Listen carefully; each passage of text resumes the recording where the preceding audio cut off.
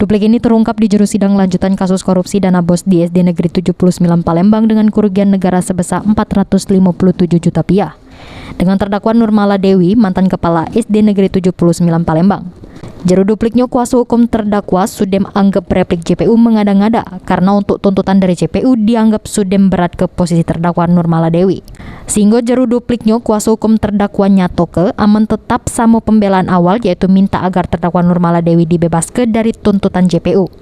Sebelumnya JPU sudah menuntut terdakwa Nurmala Dewi dengan hukuman selama 5 tahun penjara sesuai pasal 2 ayat 1 Undang-Undang RI nomor 20 tahun 2001 tentang Tipikor. Lalu dihukum juga untuk bayar denda sebesar 200 juta rupiah dengan subsidiar 6 bulan penjara. Hukum terdakwa Nurmala Dewi pun ditambah dengan balik ke kerugian negara 457 juta rupiah dengan subsidiar 2 tahun 6 bulan penjara. Sehabis duplik ini, majelis hakim pun nunda persidangan sampai 2 minggu ke depan untuk agenda sidang putusan. Sri Febriandi, PAL TV.